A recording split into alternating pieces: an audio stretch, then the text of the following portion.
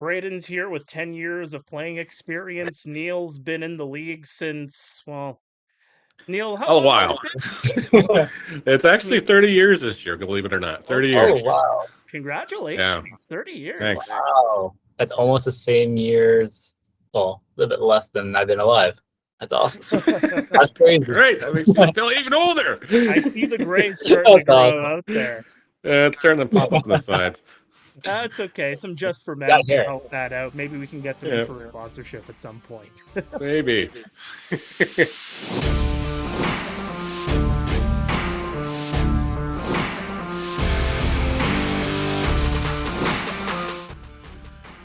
Hello, everybody, and welcome back to a new episode of the IBL Inside Pitch. He's Neil, he's Braeden, my name is Mark. Welcome back for yet another edition of the season previews as we inch closer to the IBL regular season. Today, we got a jam-packed episode. And by the way, hit that like button, hit that subscribe button, get those algorithms rolling and get us up the charts so we can continue to pump out such great and marvelous content. And if you have a question, if you have any concerns, if you think we didn't cover everything that we should have been covering, send us an email anytime, iblinsidepitch@gmail.com. Still want to get that mailbag segment to actually get rolling. And I don't know about you two, but I wouldn't mind answering a few questions from the faithful around the IBL as the season progresses and really allow us to get to know what the people want to hear about as we move along in this journey. No question. Definitely. It'd be nice to have some insight from the fans for once in a while, just to see what they're all what's the hot topics on their end. Yeah. And you think about it, I mean, Braeden's here with 10 years of playing experience. Neil's been in the league since, well, Neil, how A long has while. it been? It's actually 30 years this year, believe it or not. 30 Oh, years. wow. Congratulations, 30 years. Thanks. Wow. That's almost the same years, well, a little bit less than I've been alive. That's awesome. That's crazy. Great. That makes me feel even older. I see the gray starting to That's grow awesome. out there. It's starting to pop up on the sides. That's okay. Some Just for Men Got can hair. help that out. Maybe we can get them Yeah, in for a sponsorship at some point. maybe. Well, let's get right into it. We have three teams on deck for this week. Three very interesting teams, to say the very least. Three teams that have done a whole lot during the IBL offseason. And you know what? Let's get right into it. The team that finished in sixth place in the IBL standings last year, the Hamilton Cardinals, 18-24 on the season in 2024, losing in 4 games in the IBL quarterfinal to those London majors. And just to start things off, I mean, the headline has spoken for itself in the last several months. Fernando Rodney, a Hamilton Cardinal. But there is a lot more names to go through on this Cardinals team. And just to kind of kick it off to start with, before we start going through some of the positions and, you know, how this team is balancing out from offense to defense and everything, you know, for both of you guys, how do you see the Hamilton Cardinals faring in the year 2025, and where are some of the maybe some spots that they still need to kind of figure out ahead of time? Neil, you go first. Well, right on. All right, I'll go first. Right off the bat, it's just like, okay, on paper, this team looks stacked. There's no question about it. They've usually in the IBL, you'll get maybe 3 or 4 big signings in the offseason, but this guys just seem to be pumping them out day after day, week after week. Somebody else was new coming to the roster. Somebody else is just, has got another skill set they kept looking for here to fill holes, fill voids, and just try to take care of the roster. But the question is it all going to come together? Is it going to finally gel? That's what my biggest concern is right now. Is it going to finally gel? And then my second concern is, okay, the starters are going to go in there. They're going to give you 5 or 6. Who's going to take 7 and 8 and get you the ball to Rodney? Yeah. Yeah, I'll piggyback off of that. I think the big thing that I see from a player standpoint is, yeah, your roster is really good on paper. Yes, you have to gel. I think it's more the egos and how much playing time everyone's getting, or how much playing time they think they deserve. I think that's where it really comes down to, because then that's where the whole internal fighting begins, and you don't really see it as a fan perspective, right? But you definitely see it in the room. But again, a lot of these guys have been around the league a while, so they should know better than, you know, to bicker at each other. And I think it's, on paper they're really good. So hopefully it all comes together for them, because this is a splat for them. Yep, this is a big one. And as far as stuff goes, we start at the catching position. They've got July Vittini, his first year in the league. He's a former Pittsburgh Pirate farmhand, so he's going to come into the league. He's not going to know anything much about the league, but other than what he's seen on YouTube. And he's got Andrew Johnston as his backup. So, you know, those are the two catchers. You got a first base. Tanner Rempel is going to be standing at first base. Brandon Nickel at second base, likely. And then you've got Fabian De Castro at shortstop. He was here midway through the season last year, and it looked like he was starting to get the hang of things, getting the stroke, getting the feel, and everything else. So things are going to go in. And, of course, you got a third base. You got Johnathan Solazzo standing over there, the conductor's over there, and still looking for that ring. So he's got reason to be here. He wants to be here. He wants to get the ring. So, and then you go to the outfield, and it's absolutely stacked. Like, you got guys out there that can play at this level. You got Pena. You got Tyler Duncan back in center field. And then you got left fielders and everything else. It's just going to be a combination of who wants the playing time. Justin Groves is going to compete out there, and just Nico Katakos, he was an all-star in the OUAs as well. So it's just going to be like you said, a guy is going to be fighting for playing time and everything else, and just hopefully there's enough of the load to go through everybody. Yeah, no, I think the big name for me personally stands out, just because I got some good friendships on this roster. The big one for me is Josh Williams. You know what? I was there when he played for London, when he literally blew up his whole body, and he was on trajectory to have a fantastic season. That thing slowed him down. And you know what? I've seen a lot of videos online and stuff that he's posted, and you know what? The fact that he's even wanting to even try to compete, for me, that speaks volumes right there.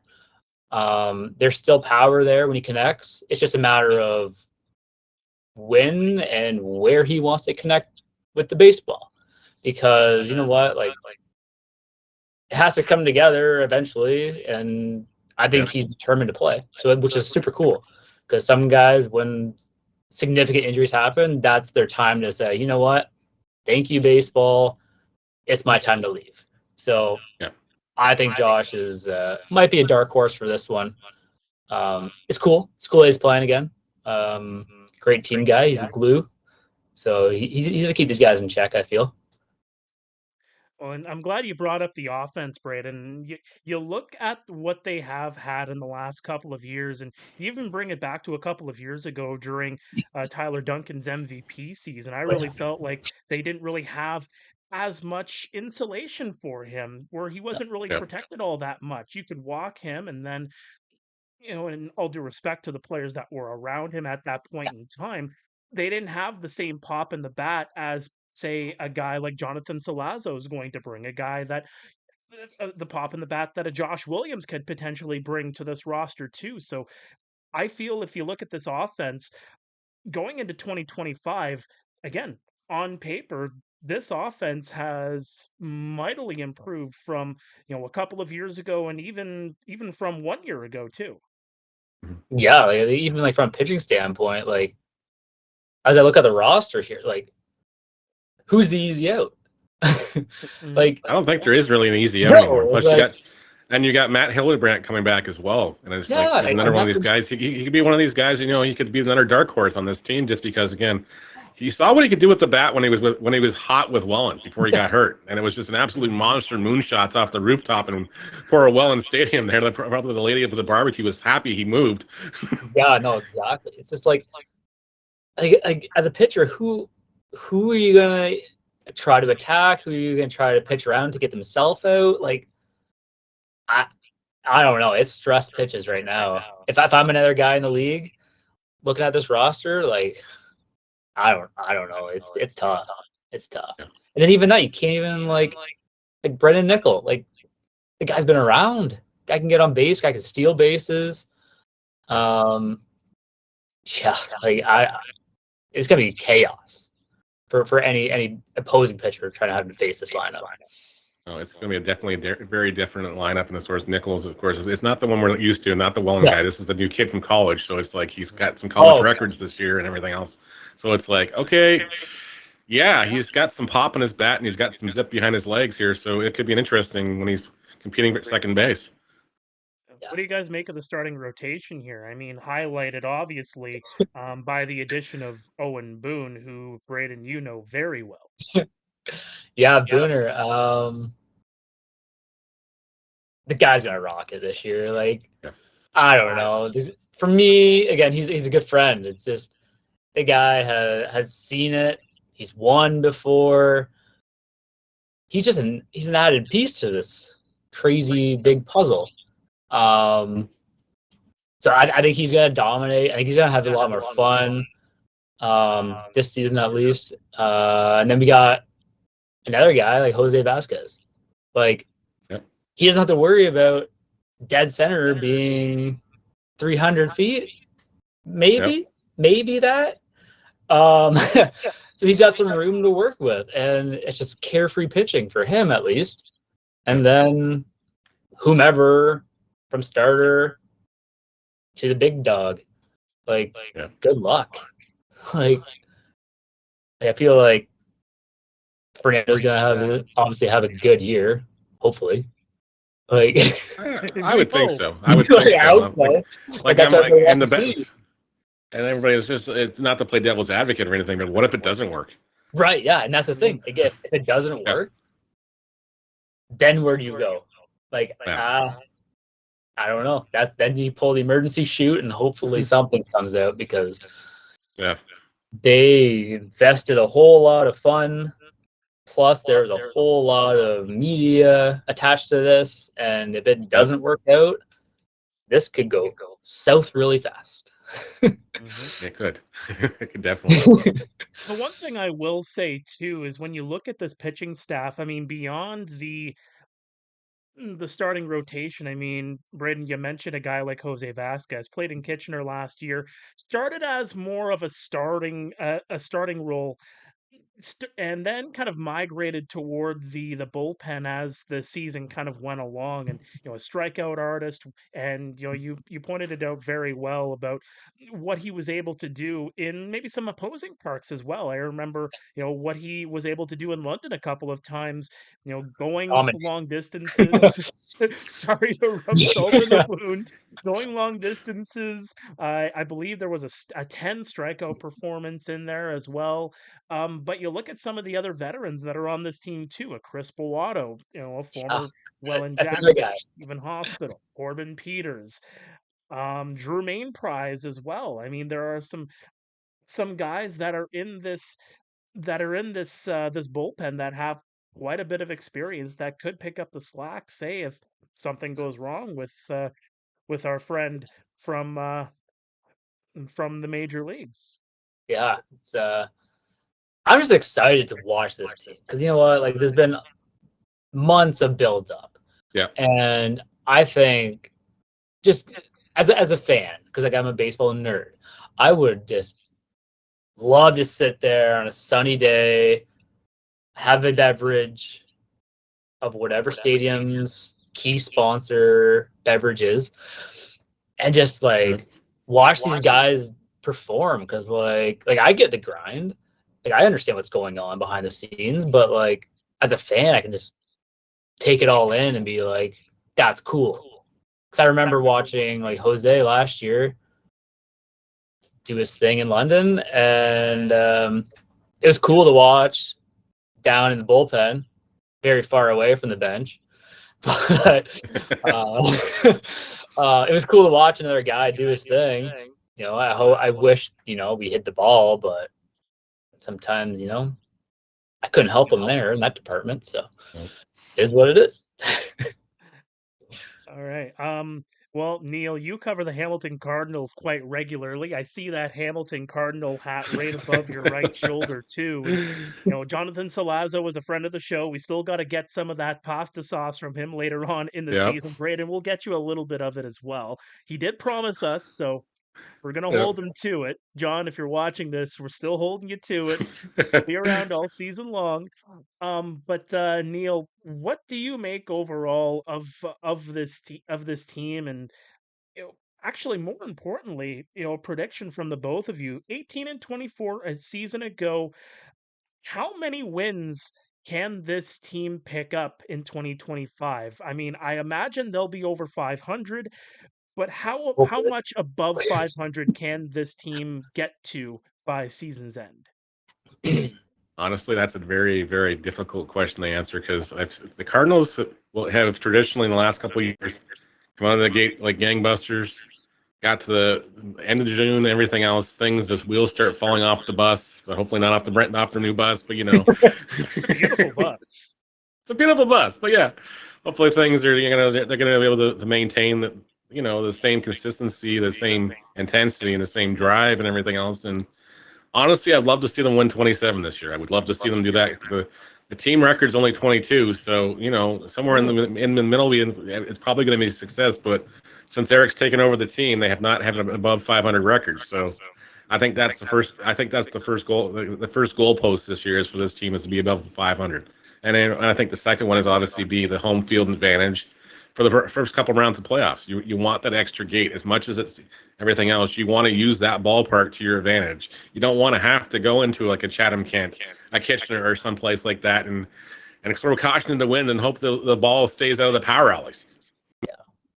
Mm-hmm. Like for me, like I think the number that jumps out of my brain when you ask the question, obviously, 32. Crazy number, obviously, but I think they could do it. They could shock the world. But I don't know. That's just it's a Braeden take, I guess. That's going to be the most in league history. Yeah, tied with London if you count that playoff game. So that'd be 32. Right. That would tie the league record. Like it could if again, this is like hypothetically speaking, if everything goes to plan, potentially, like, and even that with their offense, like it's just they could put up some big numbers during games. I think, especially against other teams that don't have, near the depth. Yeah. Anything else before we move on to our next team, guys? We covered it all. I think it's gonna be an interesting team to watch. I think it's gonna be an interesting thing to see how these stories evolve. Solazzo, Duncan, of course, Mr. Rodney as well. How these stories come out and everything else. It's just like, okay, if you're from my standpoint, if I put the league hat on for right now, it's like, okay, those are my three main stories for this team right now. Which one do I roll with? Which one do we hope for the best as far as what can we spin around here to get the most eyes on the prize here? Yeah, I feel like it's going to be a good time for Hamilton because obviously, like, as years pass, the attendance has been really down for the most part. I feel like this is going to grow the attendance, considering even last year when they did some of the stadium upgrades. That brought a lot of people to the ballpark, which is super cool. For me, at least, as a visiting player, getting to see nobody there to now pitching in front of people. And it's not even just like people, it's like they're loud. Like some of the people there, they are passionate. And I appreciate it. So, you know what? If this brings more bodies into the stadium, I think that's a good thing. Not for just Hamilton, but for the league itself. I remember working games there, and then, like you said, Braeden, there was like a handful of people you could actually say them by their names. Hey, Sally's here. Hey, John's here. Great. You could actually just point them out in the stands and everything else. That was a couple of years. This was before Eric took over, mind you, and everything else. But it was just like you've seen the crowds have come back, the passion's back in the city. People are actually excited to go to and spend 9 innings watching the Hamilton Cardinals play baseball. Yeah, which honestly, if you told me that 5 years ago, that would not be in the same sense. No. So, this is super cool. So, which is awesome. Well, special shout out as well to Emily Thompson because she does a great job of pumping up the crowd there at Bernie Arbor, and we're looking forward to such a great season for the Hamilton Cardinals still ahead. Moving on to the Chatham-Kent Barnstormers, second year in the league, 20-22 on the season in 2024, but they do not have the reigning, defending, undisputed IBL most valuable player. Is this team prone to a sophomore slump, or do you feel that this team, as constructed, can build on this 20-win season from a year ago and, possibly even move ahead even further to what they did a year ago? I mean, this is another team that, lost in the opening round of the playoffs a year ago, a clean sweep via the Guelph Royals, who we'll get to in just a bit. A series that I really felt was decided by Guelph's pitching, their starting pitching, to say the very least. But no Seth Strong, but a number of players coming back this year. What do you guys make of the Chatham-Kent Barnstormers?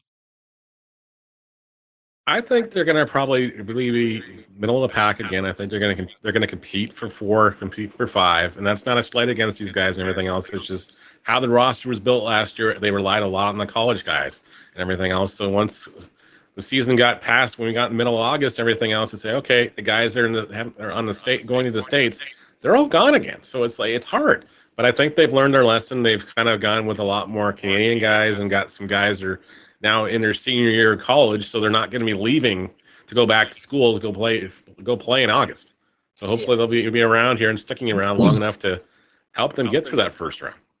Yeah, like you said, like mid-pack team, nothing against them. It's just their second-year team. You're not going to have these great expectations put on these kids that have really they just got their feet wet in the league. Like it's not going to expect much.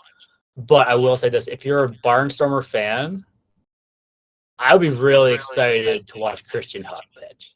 Mm-hmm. That's a name that people in the league know, especially as a player. Like they know who Christian Huck is. They know what's going on with him when it's game day. I'd be super excited if I lived in that area to go watch a game when he was on the bump. So, is it Christian Huck of Kitchener Panthers Christian Huck, or is it Christian Huck taking a year off and now pitching for the Barnstormers? Like what side are we going to go with? But again, second-year team, so I think he's going to have a great veteran presence with the younger guys, at least, that are just new to the league, and he'll teach them a bunch. Another guy, college senior, who just I think he just had a senior day. Trent Sillett, first baseman. Good old London, Ontario boy. I'm expecting big things from him. That's a personal thing, just because I followed his collegiate career. He buys stuff from me. But he keeps you gainfully employed. That's okay. Paying you under the table to give you for him to get an extra bit of love here, or I'm just making sure this kid looks good out there. Playing wise, they look good. Playing wise, I could care less. Looking good is there, but style and I've seen him grind. So hopefully he uses the cool gear that he got from me and doesn't disappoint me. I think the other one you have to bring up is I don't want you guys sleeping on this guy is Owen Constantino. He was absolutely vital to the Carleton Ravens in their postseason run, of course, with the national championship area, the big knock in the big game when I needed it. So he's going to be one of those guys. If he can come through here and adjust to the league and everything else, I think he's going to put up some big numbers, and I wouldn't be surprised. He's in my 2 picks as far as rookie of the year candidate right now at the top. Ooh, are we throwing that down already? I'm throwing that one in there, and I'm sorry. I probably just cursed you with it, but that's how it works in this league sometimes, my friend. I will say this. It's going to be interesting I'm not going to say it's going to be tough for Spencer Marcus. But again, I don't think a lot of people knew what he could bring to the table last year. he's really good. Like contact, getting on base, has the pop there. I think the guys in the league now know who he is, what he can do. Yep. I'm interested to see if the pitchers change their attack to him, or he keeps doing what he's doing and making pitchers' lives not very fun on the mound. Yeah. I think Braxton Hackett's another one of these guys that's going to come back, and as long as he can avoid the sophomore jinx here, I think he's going to have another big number too. So. Yeah. Yep, guy like Robert Mackey coming back for his 4th year in the league, former Welland Jackfish, former London Major. I'm curious to see how a guy like Mitsuki Fukuda adjusts, and another guy from Japan, the switch pitcher in Mizuki Akasuka. I mean, there's quite a few names on this roster that I really think we do need to keep an eye on. I mean, another guy, Garrett Day, Sam McKinley, Eric Pettipiece. I mean, there's some pretty good names on this roster that got some experience a year ago that could possibly convert to year 2. I would think they're gonna be all right as far as that stuff goes, and it's just gonna be guys, just realizing, okay, they got the taste of the grind last year, and I think they're kind of like the reverse Hamilton and everything else. They kind of started off slowly, but they got the momentum going once Seth Strong found his stroke. Marcus got going. Everybody else just kind of picked up the pieces. Haggith and company all started rolling at the same time, and it was just like they got to the All-Star game and said, "Hey, we're in the middle of this thing." I don't think they expected to be in the middle of this thing at that stage. I think they were just okay. We can actually play in this league. And then you saw them go through that little bit of I don't want to say a speed bump, but everything else, they had a little slump in the end. But then they picked it up again when they got into the postseason, just before the postseason, to solidify 5th place. And then, of course, they ran into the Guelph pitching staff and everything else. And again, that roster that went against the Guelph Royals was not their A roster. That was very, very limited as far as everything else goes. And it was just like, okay, there wasn't much behind Seth Strong and Spencer Marcus in that lineup. No, and I think even like with Dom creating that great atmosphere, and then even like them doing the construction this year too to build on to the fan base. Yep. Which honestly, as a visiting player, like going into that stadium, like it wasn't like, I'm not gonna say it wasn't fun, but like you're always on edge because like it feels like the fans are right on top of you. Yep. And I just feel like now they're adding the bleachers, I guess, onto the side of the stadiums now. Like, how is that going to impact even more to the organized chaos that the visiting players have to go through? So it's like mid-pack for these guys. I think, and that's not a shout out. I'm like, I get, they're a solid group. Like it's again, they all have to gel and mesh together. But I feel like they have good pieces here that could win some ball games down the stretch, especially now that they know the length of the season, how to kind of take care of your body to make sure that you are there for the full season, not just for the short sprint. Yeah. I think one other aspect that is really going to be interesting this year is, yes, obviously Don Menard comes back as an assistant coach, and him and Christian Huck have quite a bit of experience with one another with their days with the Kitchener Panthers. But, the change up top, Jill Rondon coming in for Dan Norman as the manager. What will that do to this roster this upcoming year? Yeah, I think from a player standpoint, it's another voice. I think you still have to go out day to day, perform. So and even that, it's a lot of the younger guys. They have to understand it's a grind. It's not like you're gonna be. You can't have it. I'm gonna be perfect every game. Like you might have a spectacular A game one day and have a C game another day, but you have to perform the best of your abilities. So if you have your C game, be the best C game you could possibly make it. And then hopefully the other guys around you can kind of, lift you up and make sure people don't know that that's your C game. So I think having the new voice there, I think it could help them out. But again, never know until the games finally start. Yeah, Neil. I think it's going to be interesting as far as with Gill and everything else. He was there last year. He was their pitching coach. He's seen the roster. He knows how the league works now.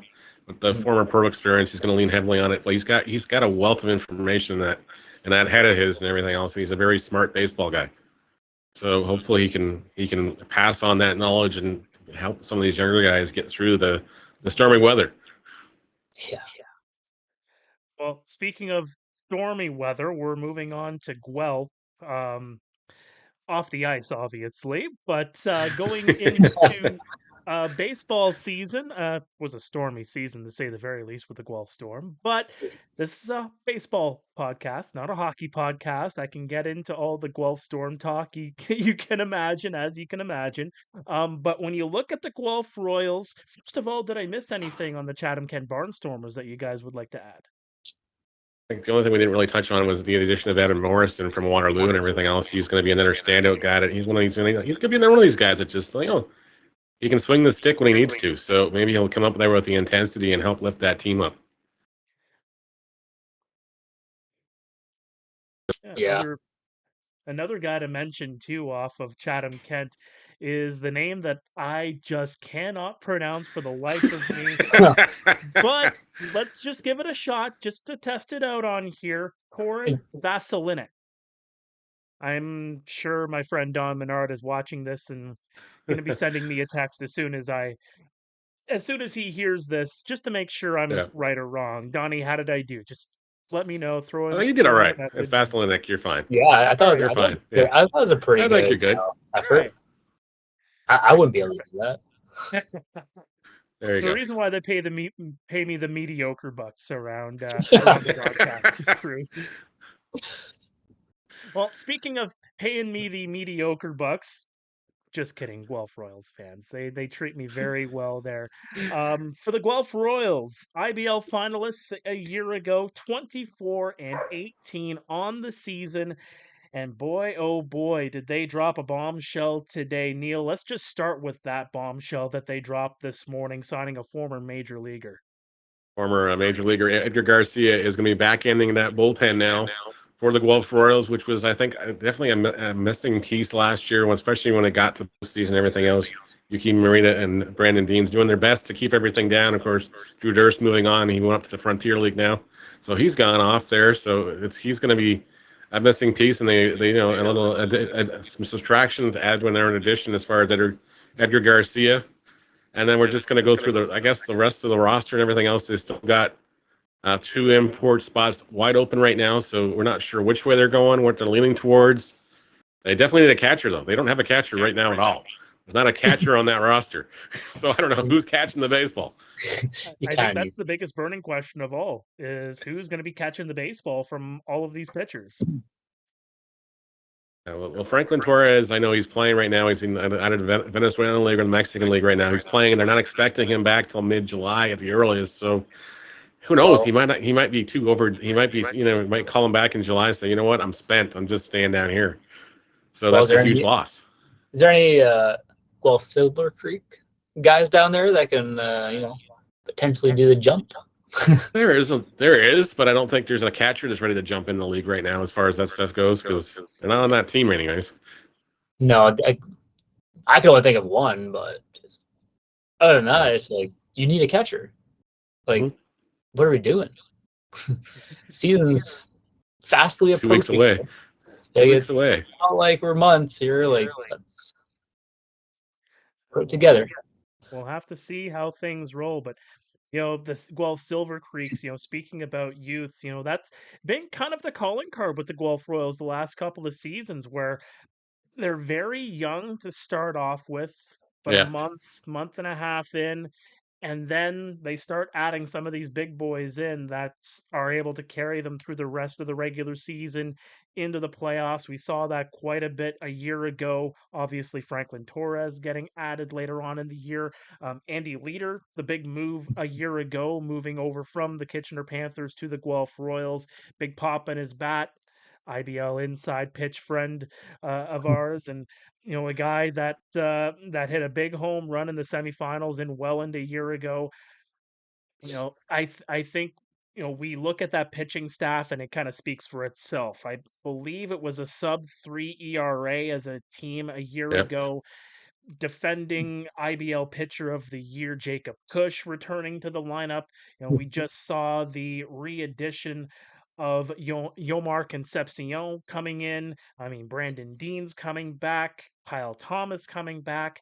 Gaku Ueda, I believe that's how it's pronounced, coming into the fold too.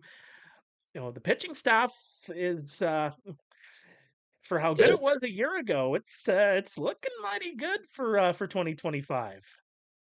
It's going to be solid. It's going to be solid. Of course, they lose Evan Grills. They lose Drew Darst.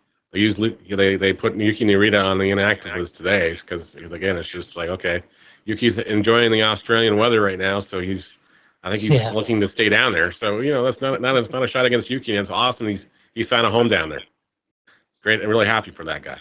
Mm-hmm. But again, it's just you come back and look at this roster and you go, I don't know. It's just it doesn't seem like it's something's not right yet. It's just there's something huge missing here. Obviously, the catching position. If we go around the infield, you got Liam Wilson at first base, and you're going to have any myriad. You might have Takamatsu at second base. He might be playing third. You don't know what's going on officially yet there as far as that stuff goes.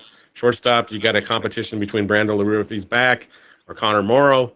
So it's just like, okay, all right, these guys can play baseball there, but then you got the outfielder, which is going to be Patterson in left, Williams in center field, and then whoever they decide to throw it in right field. I thought for sure Arthur Kawara or somebody was going to make this roster coming out. Now Kawara is in Kitchener, so well, that's probably going to be Andy Leader out in right field. Yeah.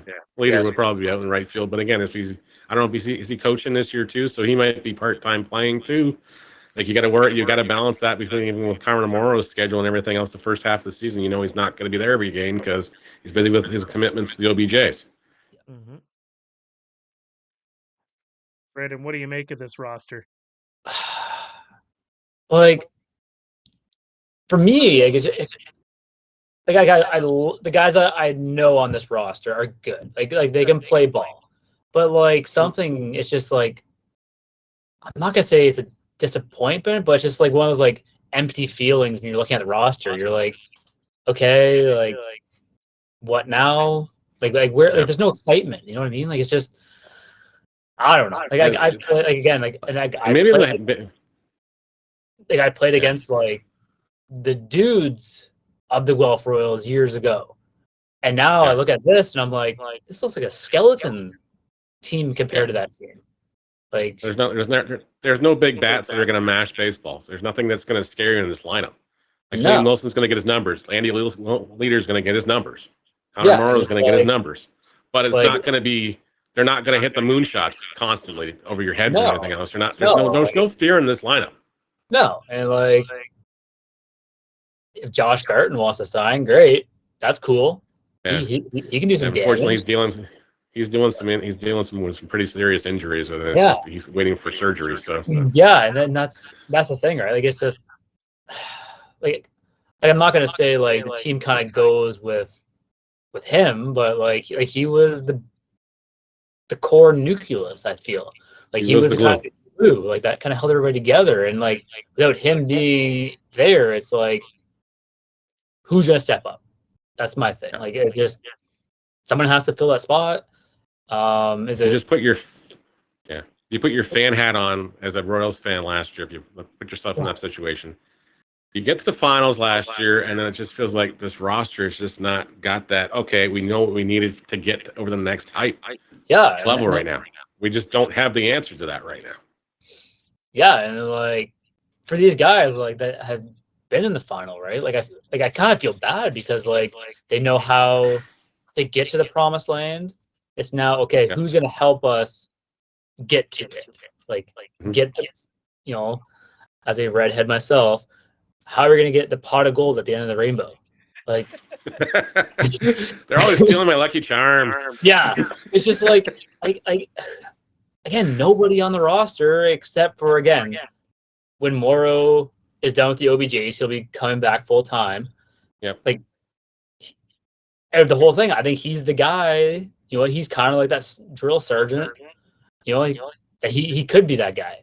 But again, until OBJ season's done, then we'll see what it is. But again, it's just a disappointment, I think, in my own eyes. Again, no catcher, so who's going to call the game? Yeah. Like honestly, honestly, I think they're going to be battling 5 or 6. Like just right based on this roster right now, I think they're going 5 or 6. And that's not a slight against them. That's not a slight against the guys in the room, because I love a lot of these guys. It's just, you know what? It's a 5 or 6, guys.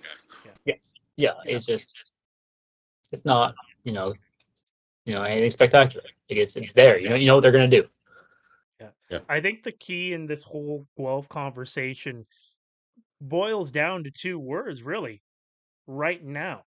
When I look at this, and just as we discussed a few minutes ago, this is a team the last couple of years that have picked up a lot of their key players a month, 2 months into the season, picking up guys at the transaction deadline, relying on their youth to kind of get them through that first month until guys either sign or come back from the OBJs like a Connor Morrow. We'll see what happens with a guy like Garrett Takamatsu, who can really get things going when he's really rolling. I've seen Liam Wilson firsthand. This is a guy that is hungry to play some baseball after being out for an entire year. But that's another key there. He was out for an entire year. What does that rest do to him? Is it going to be to his benefit, or is there a little bit of rust that he has to work off, the timing that he's got to work off? There are some good boppers in this lineup that can get the job done.